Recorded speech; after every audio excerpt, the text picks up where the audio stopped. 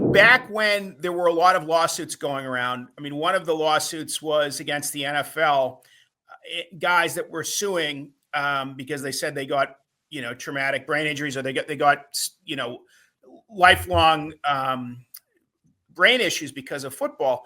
About 10% of those guys that had sued the league never played a down in the NFL. I mean, they played a lot of downs in college football. They played a lot of downs in high school and maybe in youth leagues. But they had a cup of coffee in the NFL as part of a taxi squad or as part of a preseason, those 90-man rosters in preseason, they get whittled down to 53. And so about 10% of those guys suing the league had never played an actual down in a regular season NFL game or a playoff game. Similar situation was going on with regard to the suit against Riddell helmets.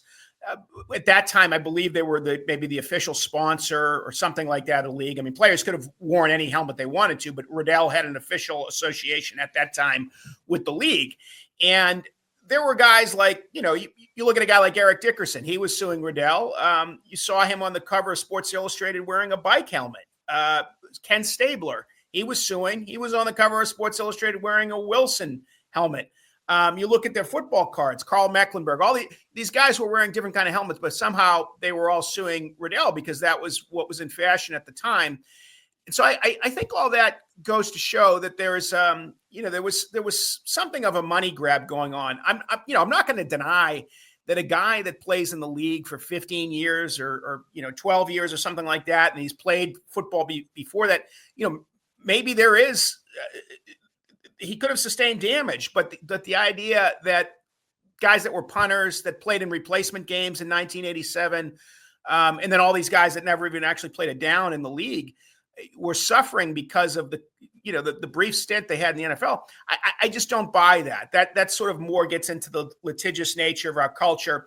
And it wasn't just that suit against the NFL. I mean, that was the one that was getting the most headlines, but there were all sorts of suits going on at the time because I think as what Jerry was saying, it was kind of one of these fashions where anecdotes really get into the press. I mean, when I was a kid, it was a big mania about the killer bees. The killer bees were all going to come to get us, and people were afraid about that. Nowadays, in the summer, it's always stories about sharks getting people when, the incidence of that is quite low.